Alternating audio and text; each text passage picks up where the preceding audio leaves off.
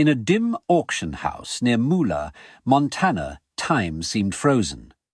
A scarred German shepherd lay motionless on the cold floor, once a proud military dog, now a hollow shell. Not worth a penny, someone sneered. Damaged goods, another mocked. The auctioneer sighed. Starting bid $50, anyone? Laughter followed until a chair scraped. A man in a faded Marine Corps jacket stood. His voice was calm, yet tormented. I'll take him. At 34, Daniel Ford carried the weight of war. 3 years post-deployment, nightmares haunted him. His grandfather's ranch was his refuge and prison. That morning, he hadn't planned on the auction, but a small ad changed that.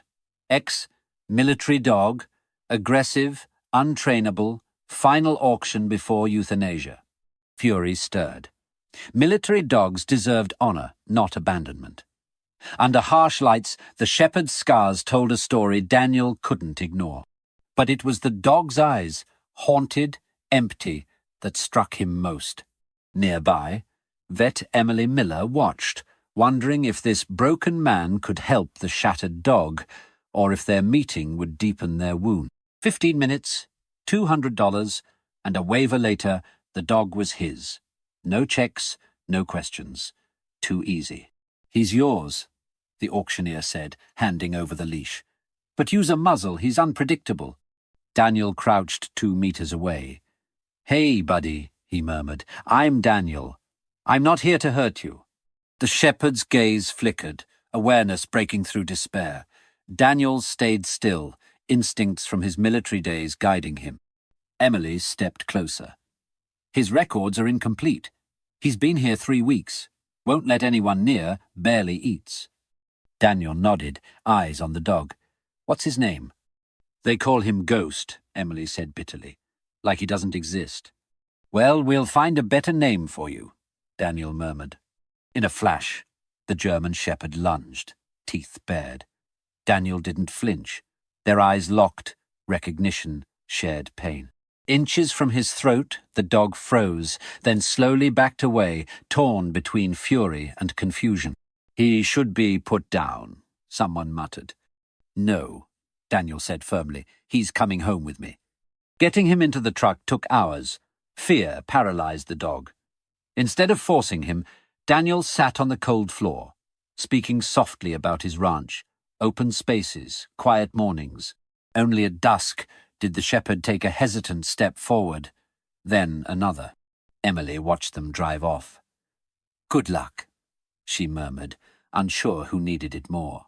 That night, Daniel named him Night, but Night trembled at the barn's threshold, unwilling to enter. That's okay, Daniel said. We'll do it your way. They spent the night outside, Daniel on the porch, Night near the fence. By dawn, the untouched food confirmed what Daniel already suspected. Night hadn't eaten. Emily arrived early, noting Daniel's tired face and the full bowl. Rough night? We're adapting, he rasped. The vet exam failed instantly. At the sight of medical gear, Knight's terror exploded. Hackles raised, teeth bared, body pressed against the fence. This isn't aggression, Emily murmured. It's trauma. All day, Daniel tried to build routine. Knight met each effort with hostility or withdrawal, lunging one moment, collapsing in fear the next. He hadn't eaten in 24 hours. That evening, Emily called. Sometimes they're too broken. He's not, Daniel cut in, watching Knight pace anxiously. He's just lost, like I was. A storm rolled in, testing their fragile bond. At the first thunderclap, Knight panicked, bolting into the night. Daniel chased through rain and mud until the dog, exhausted, found himself trapped in a drainage ditch. Daniel knelt beside him, voice steady. I know what it's like, he whispered. When thunder sounds like gunfire, when trust feels like a trap, but you can't stay there forever. As the storm eased, dawn cast a soft glow over the drenched earth. Slowly, Night inched closer, still hesitant, but no longer retreating. They returned to the ranch, 2 wounded souls, bound by shared scars. It wasn't a breakthrough, just a beginning. A week later, Emily Miller arrived with life-altering news. Spreading a thick manila folder on the table, she said grimly, "They released his service records. His real name is Max. He served with Marine Special Operations in Afghanistan." Daniel's hands trembled as he grasped the documents. Meanwhile, Knight, now officially named for his vigilant nature, watched attentively from his spot near the door. 3 combat missions, Emily continued. Highly decorated, but there was an incident. Reports are redacted, classified, but there's a 6-month gap where he disappears from all official logs. Daniel studied the documents, his expression growing harder with each revelation. These training logs show they pushed him for 20 hours a day. No dog can withstand that kind of stress without breaking. There's more, Emily added hesitantly, pulling out another document. The timing of his last mission coincides with my final tour. Memories flooded back as Daniel stared at Knight, whose ears perked up slightly, reacting to the familiar anguish in his voice. That day, the ambush in Kandahar, Peter's squad, the weight of truth settled heavily in the room. Knight's ears shot up again, sensing the shift in emotion. For the first time, the dog approached the table voluntarily. Someone tried to erase his existence, Emily murmured. Military dogs don't end up at civilian auctions, not like this, not with their histories buried. Daniel stood abruptly, causing Knight to retreat to his corner. Who was his handler? Who was his last commanding officer? Emily shook her head. That information is completely blacked out, but I have a contact at the Pentagon who might help us unofficially. As they spoke, neither noticed Knight's increasing unease until the dog let out a sharp, anguished whine, scratching frantically at his neck. Daniel moved closer, his voice calm and reassuring. For the first time, Knight didn't recoil. Pushing aside the dense fur, Daniel's fingers brushed against something metallic, a small identification tag partially embedded in the skin. "Call the clinic," he ordered Emily. "We need to know what this is." That evening, with Knight lightly sedated, Claire removed a military ID tag from his neck. The numbers were faded, but one name remained legible: Handler Major James Klein. Daniel's face paled. Klein? Impossible. He was discharged 3 years ago for ethical violations. Everyone knows him, Emily replied. He ran the advanced training program. Rumors circulated about his methods, but nothing concrete ever surfaced. Daniel stared at Knight, who was slowly recovering from sedation. When met, recognition and fear mingled in the dog's gaze. The horrors Knight endured during those missing 6 months, the treatments, the abuse, seemed tied to high-ranking officials in the military's K-9 training program. "What are you going to do?" Claire asked. Daniel's response was immediate. "Find Klein. Whatever Knight suffered, he deserves justice. They all do." Neither realized then how that pursuit would endanger their lives or shake the foundations of the entire military dog training system. The decisive moment came on a quiet Sunday morning, 3 weeks after finding the medallion. Daniel dozed on the porch chair, tormented by restless sleep filled with nightmares. He woke to the sound of whimpering. Knight was in the yard, trapped in his own dreams. His legs twitched spasmodically, soft whimpers escaping involuntarily. Instinctively, Daniel used the soothing tone he'd often employed with traumatized soldiers. "You're safe now. It's just a dream. You're in Montana at the ranch. The war is over." Knight's eyes snapped open, but instead of the usual aggressive reaction to sudden awakenings, he remained still, staring at Daniel with newfound intensity. For a long moment, both stayed frozen. Then, in an unprecedented gesture, Knight climbed the porch steps and settled down a cautious distance away. "I know those dreams," Daniel murmured softly. Being stuck back there, unable to save someone, watching everything fall apart. As he spoke, Knight's ears perked up, listening intently. The dog's tense body gradually relaxed, though his eyes remained alert. Dr. Miller arrived for her morning visit and paused, struck by the scene. Daniel reading the newspaper on the porch, Knight lying near the steps, not too close, but peaceful nonetheless. "It's extraordinary," she whispered. careful not to disturb the delicate balance.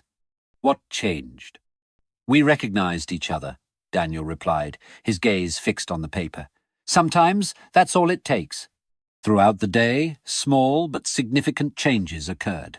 Knight began taking food directly from Daniel's hand, though he still retreated to eat, when a loud noise, like a distant engine, startled him. Instead of fleeing, he sought refuge near the porch where Daniel sat.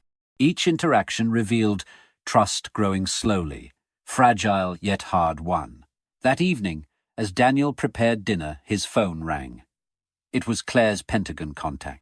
The conversation was brief but impactful. They found Klein, Daniel announced after hanging up. He works for a private military company training dogs for overseas security operations, still hurting animals, evading justice. Knight, sensing Daniel's tension, raised his ears and approached, responding to something in his tone.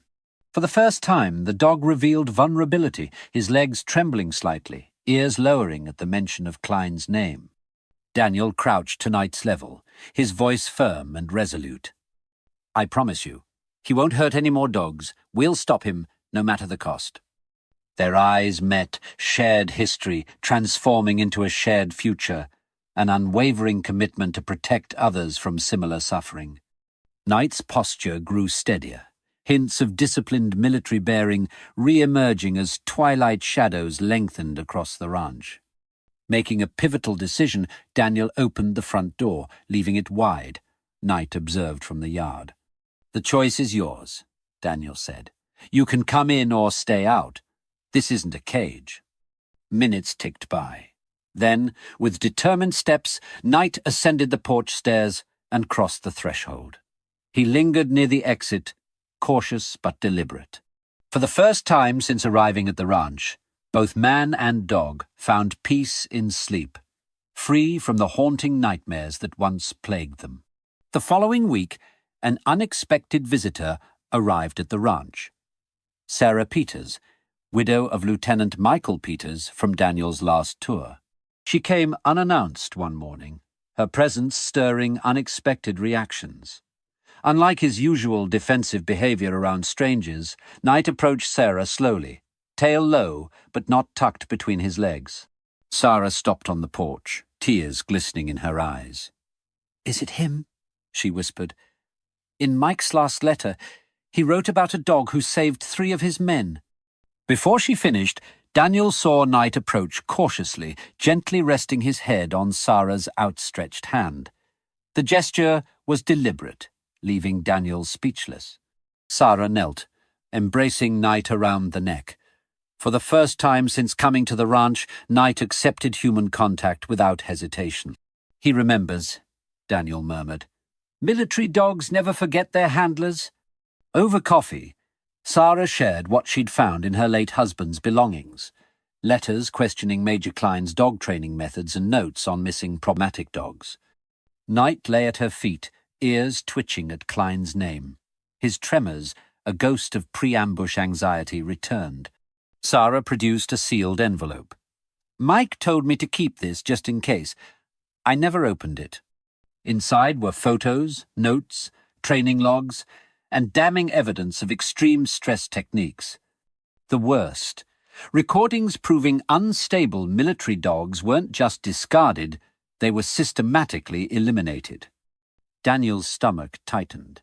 Klein wasn't just abusive, he was erasing witnesses. Suddenly, Knight bolted to the window. A black SUV idled at the driveway's edge. Fear rippled through him. Back room now, Daniel told Sarah. Grab the files and call Claire Miller. Through the glass, they watched 2 men in civilian attire approach the house. Knight's growl carried a new note, not defense, but fierce protection. He positioned himself firmly between Daniel and the entrance, military instincts surging powerfully. When knocking echoed inside, Daniel cracked the door slightly, careful not to reveal the interior. Consultants for private security seeking retired military working dogs for overseas missions, one man explained smoothly. We're willing to offer a substantial sum for him. Behind Daniel, Knight's growl deepened, charged with years of pain and defiance. "This is private property," Daniel responded coldly. "And he's not for sale." The other man advanced slightly. "Dogs are simply too valuable to retire. Surely you understand." "I get your point," Daniel retorted sharply. "But harassing a retired Marine and attempting illegal seizure of military property is a federal offense. Shall I contact military legal services or involve local authorities first?" The men retreated, leaving behind a silent threat. The conflict was far from resolved. After their vehicle disappeared, Daniel found Knight huddled against the furniture, visibly shaking. Sitting on the floor beside him, Daniel waited patiently. Slowly, Knight leaned against Daniel's leg, a fleeting contact but profoundly meaningful. He had chosen proximity over isolation in his moment of need. "They won't touch you again," Daniel promised softly. "Not while I'm alive." Sarah emerged from the back room, her face tense but resolute. "Mike died trying to expose all this. We have to finish what he started." Daniel looked at Knight, now calm and vigilant by his side, and nodded.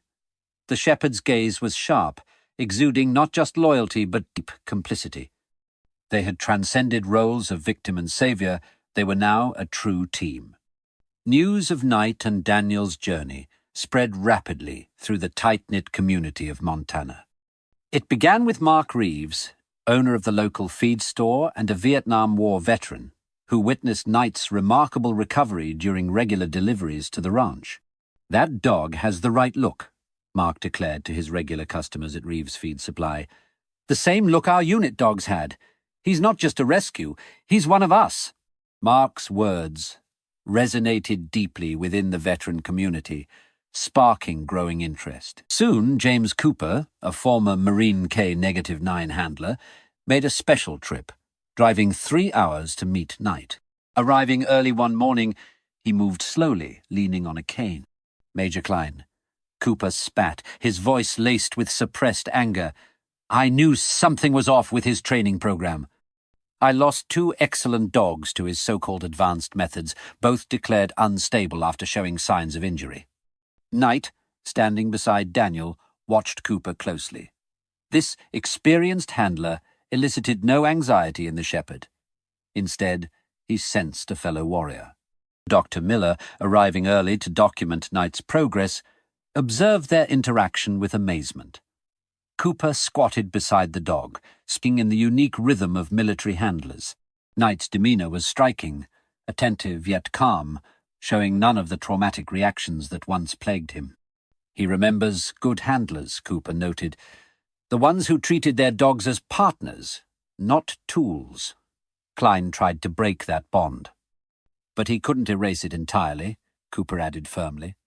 Maria Alvarez brought a special gift, not for Daniel, but for her son, who had served in Afghanistan with a military dog. Understanding the importance of these companions, she delivered fresh meat, declaring emphatically, "These heroes deserve the best." Knight accepted the offering with dignified grace, his composure masking a traumatic past. Maria's eyes filled with tears as she said, "My David would be here in person, but—" Her voice trailed off, leaving unspoken words hanging in the air. The cost of war was painfully familiar. Community support gained momentum when Sheriff Robert Sullivan visited the ranch. With 20 years of military service and experience leading a K-9 unit in his police department, he understood the situation intimately. "This ends in our county," Sullivan vowed. "Klein's people may have connections, but they're not above the law here. We'll organize patrols and monitor the access road." True to his word, Deputy Sullivan's officers began patrolling the area around Daniel's ranch, stopping for friendly chats and allowing Knight to sniff around their patrol cars. With each interaction, Knight grew more confident and comfortable around people.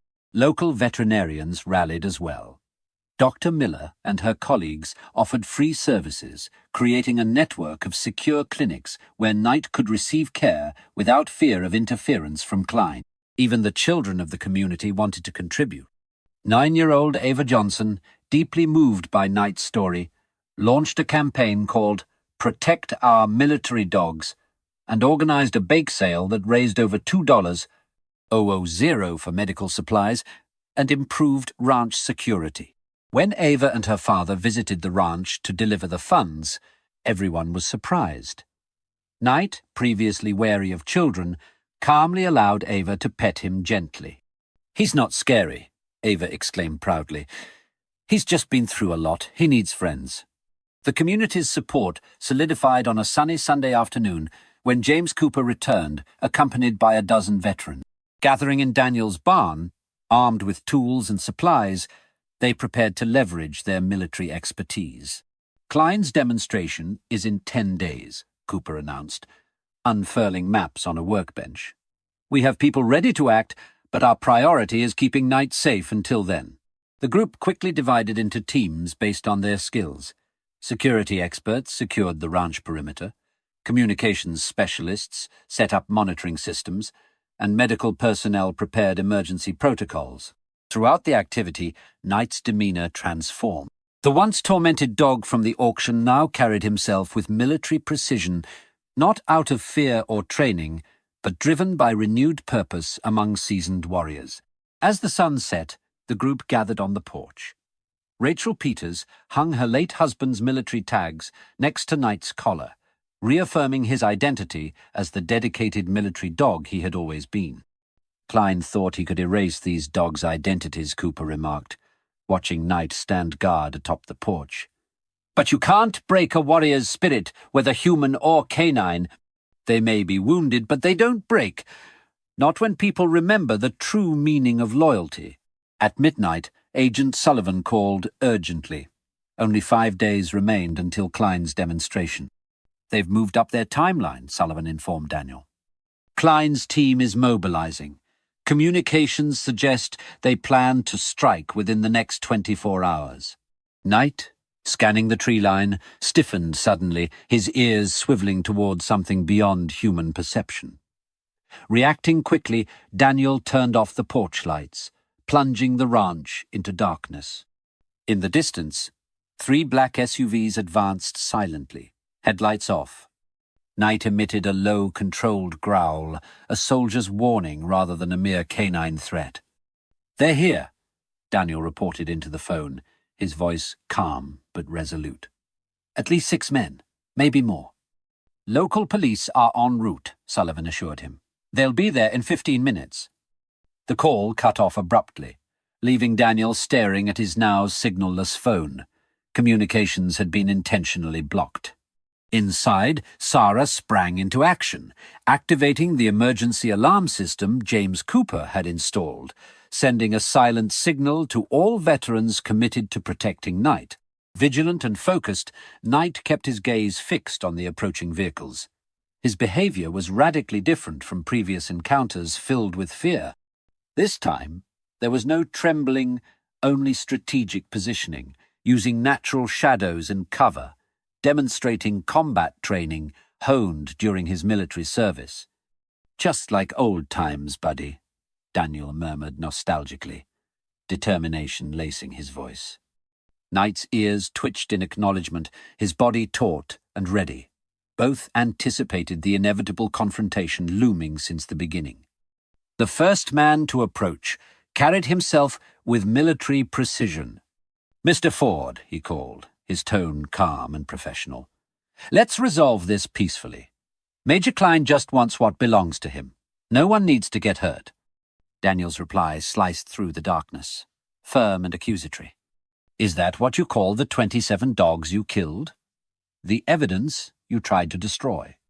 As another figure emerged from the shadows, Major Klein himself, his response dripped with icy indifference. "Those dogs were damaged, Ford. Unstable. Couldn't reintegrate into civilian life. We gave them humane endings." Knight's growl deepened, but remained steady, his military discipline evident, guided now by his own will rather than fear. "Really?" Sarah Peters stepped onto the porch, her voice trembling with restrained rage. "Is that what you call what you did to the dog that saved my husband's squad before you took aim?" Klein's laugh was chilling. "Mrs. Peters, still fighting wars your husband should have avoided? Pathetic." The tension was cut short by the sound of approaching vehicles, but not the police. 3 additional SUVs pulled up, and James Cooper's voice rang out. FBI agents and local police will be here in 4 minutes, Klein. Perhaps reconsider your position. Klein reacted aggressively. Get the dog! His men surged forward, but Knight was already in motion. Years of military training, now fueled by purpose, allowed him to confront the first aggressor with methodical precision rather than wild frenzy. Daniel acted simultaneously, their coordination seamless. Together, handler and dog formed an impenetrable unit. Veterans recruited by Cooper formed a defensive ring, their strategic positions reflecting vast combat experience. Klein's forces found themselves trapped in an ever-tightening vice. "It's over, Major," Cooper shouted.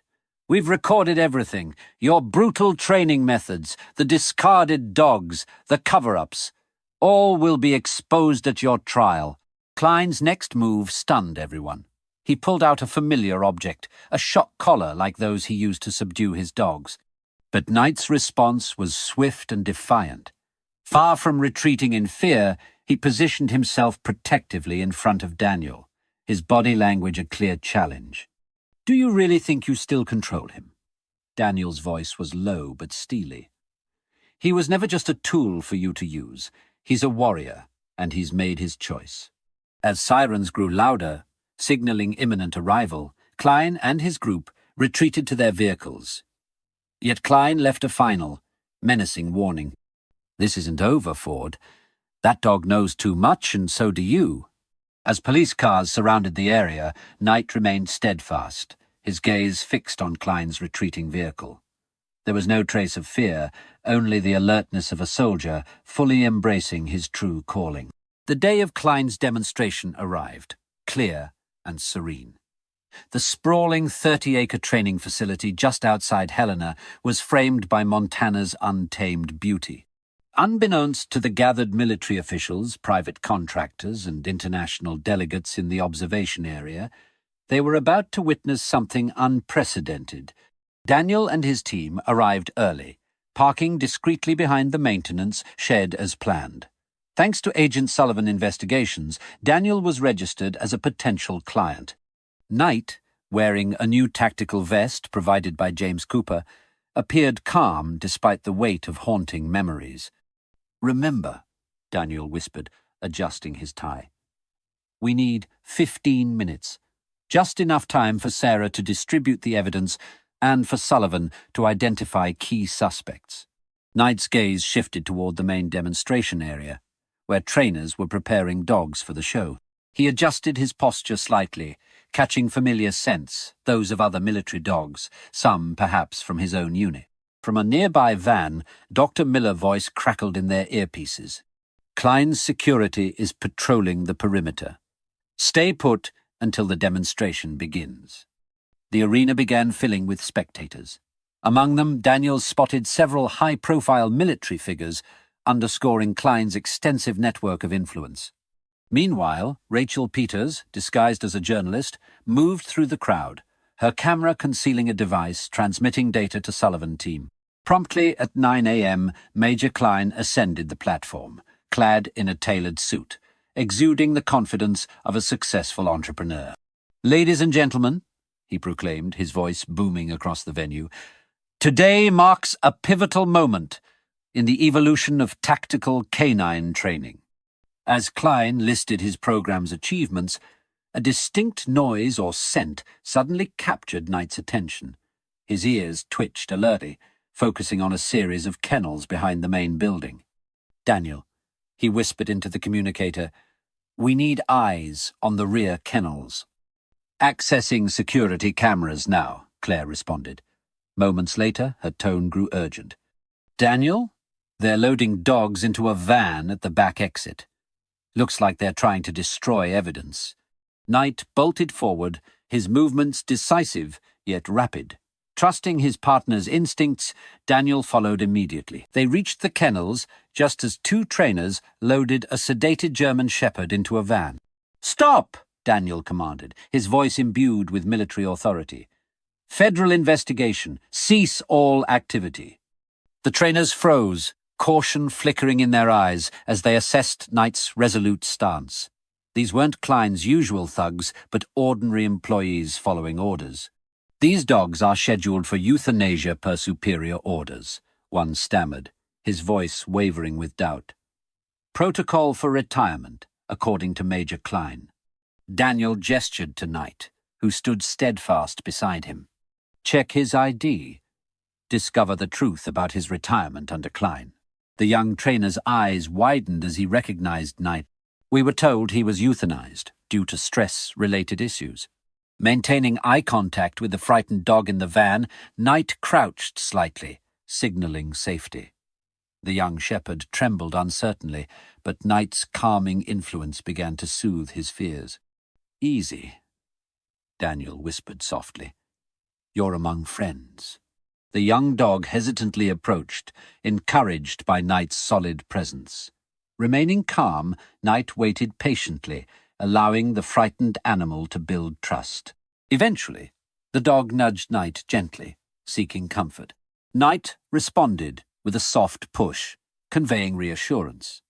The younger dog relaxed, curling up against Knight, drawing warmth and protection from the newfound companionship. Daniel admired Knight's ability to heal, not through discipline alone, but through empathy. It was a defining moment, proving that trust, not dominance, led to true recovery. As the chaos settled, a shift took place. Knight wasn't just preventing a crisis, he had become a symbol of hope for the wounded and abandoned. "Let's get you both somewhere safe," Daniel murmured as the young dog relaxed, resting his head against Knight. They were a testament to resilience, like a veteran guiding a struggling comrade. Dr. Miller observed. "He knows exactly what that dog is going through." The young German shepherd, still groggy from sedatives, showed fear-driven aggression, something that had nearly cost Knight his life. But Knight remained calm, slowly closing the gap with movements that conveyed safety. "Watch carefully," Daniel told the military officials. "This is what happens when dogs are treated with dignity, not domination." The breakthrough came when Knight lay down, exposing his vulnerability yet keeping his eyes on the anxious dog. Slowly, the younger dog's posture softened. Knight's quiet presence offered an understanding only another survivor could provide. James Cooper, leaning on his cane, spoke. "We called it battle buddy, soldiers supporting each other. These dogs haven't forgotten that bond. Klein just buried it under fear and pain." When the younger dog finally approached Knight, their delicate interaction moved some spectators to tears. Knight then guided him toward Dr.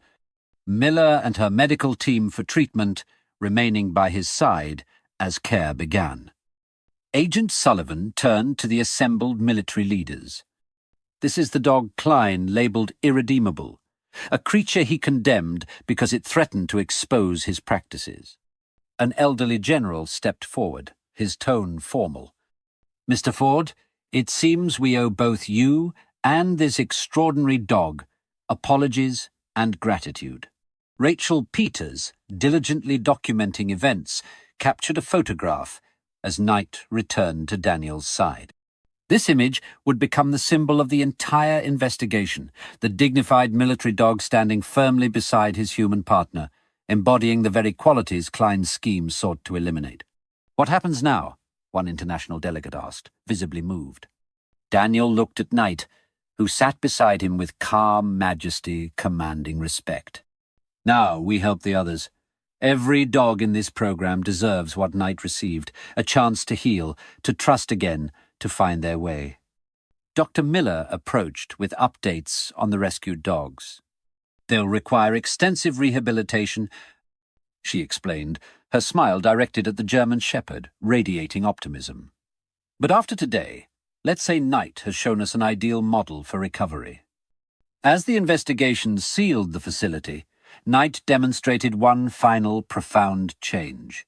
He approached Klein, seated under custody awaiting transfer, the man who once inflicted pain now appearing powerless and defeated. Yet Knight showed neither fear nor aggression, only pure ignorance. "This is true victory," Daniel declared with pride. "It's not just about surviving, it's about overcoming anguish and emerging stronger."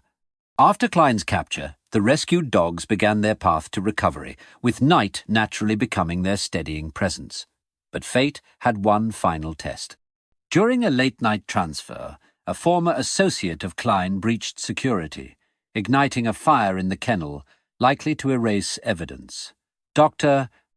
Miller and her team scrambled to save the dogs, but two sedated German shepherds remained trapped inside.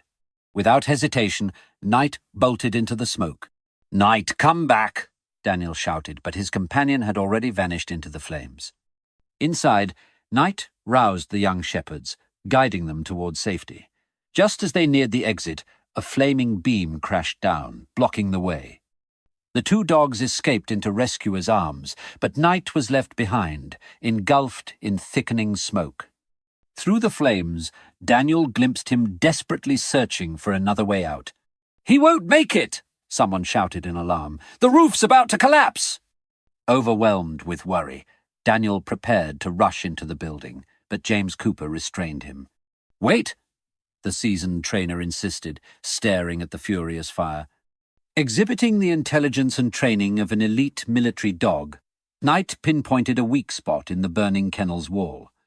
With relentless determination, he hurled himself against it, each strike precise despite the surrounding chaos.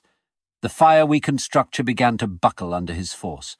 Daniel watched in awe and anguish as Night made one final powerful impact, collapsing the wall and forging an escape route.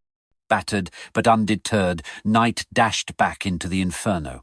Moments later, he emerged, guiding the two dazed German shepherds. Though unsteady, they followed his lead, fear and sedation slowing their steps. As they reached safety, the building groaned and crumbled behind them in a cascade of sparks and ash. The crowd erupted in cheers, but Night paid no attention. His focus remained on the lives he had saved. Dr. Miller and her team rushed in, quickly assessing his burns and smoke inhalation. Despite his injuries, Night remained alert, his eyes locked on Daniel, seeking reassurance. "You did it, buddy," Daniel whispered hoarsely, kneeling beside him. "You brought them out." Night let out a soft whine, leaning slightly against Daniel's leg, a rare display of vulnerability. It was a moment that transcended words, a testament to the bond forged between man and dog over months of shared pain and healing. The aftermath of the fire transformed the modest veterinary clinic into a hub of activity. News of Night's heroic act spread rapidly, drawing support from every corner of the community. Mark Reeves organized round-the-clock vigils, ensuring someone was always present to offer comfort to both Night and Daniel. Local businesses donated supplies and funds, while Ava Johnson inspired her classmates to create colorful posters reading "Save Night," a true hero. Veterans mobilized with military precision. James Cooper coordinated with retired handlers nationwide, securing specialized equipment and expertise. Maria Alvarez led prayer vigils, uniting people of all faiths under the shared hope for Night's recovery. Even Sheriff Sullivan stationed deputies outside the clinic, guarding against any interference from Klein's remaining allies. Rachel Peters worked tirelessly alongside journalists to expose the truth about Klein's program. Her articles ignited national outrage, prompting calls for reform within military canine programs. The story of Night, the discarded soldier-turned-savior, became a rallying cry for change. Meanwhile, Dr. Miller collaborated with top veterinarians, implementing cutting-edge treatments tailored to Night's needs. Though his condition remained critical, small victories emerged daily. On the third day, Night's tail gave a faint wag when Daniel entered the room. By the fifth day, he managed to lift his head slightly, his gaze locking onto Daniel's with unmistakable recognition. "This isn't just about saving a dog," Dr. Miller told the assembled crowd during one update. "It's about proving that compassion and perseverance can overcome even the deepest wounds, whether physical or emotional." 6 weeks later, Night stood on shaky legs for the first time since the fire. His recovery was slow but steady, marked by milestones celebrated by everyone involved. Each step forward was a reminder of what could be achieved when a community came together with unwavering determination. Daniel, too, experienced a transformation. The stoic Marine, who once shied away from human connection, now found himself embraced by a network of friends and supporters. Through Night, he rediscovered purpose, not only in helping others heal, but also in advocating for systemic reforms to protect future generations of military dogs. Klein's trial culminated in a landmark conviction, exposing decades of corruption and abuse within the military's K-9 training programs. The evidence provided by Rachel Peters, combined with testimony from whistleblowers and Knight's own harrowing journey, dismantled an entrenched system of exploitation. New regulations, dubbed the Knight Protocol, ensured stricter oversight, humane treatment, and dignified retirements for all military working dogs. 2 years after the auction that brought them together, Daniel and Knight presided over the Second Chance K-9 Rehabilitation Center, a state-of-the-art facility dedicated to rehabilitating traumatized military dogs and their handlers. The ranch had grown into a sanctuary, its rolling fields alive with the sounds of laughter, barking, and renewed life. Knight, now grey-muzzled but still regal, served as the heart of the operation. His presence alone calmed anxious animals and inspired struggling veterans. Together, he and Daniel demonstrated that healing wasn't linear. It was messy, challenging, and often painful, but always possible with love and resilience. On crisp autumn mornings, as the sun rose over Montana's mountains, Daniel and Knight would walk the perimeter of the property. These quiet moments were filled with gratitude, for second chances, for unwavering bonds, and for the enduring belief that even the most broken souls could find redemption. In the end, their story wasn't just about survival, it was about thriving, about turning scars into strengths, pain into purpose, and despair into hope.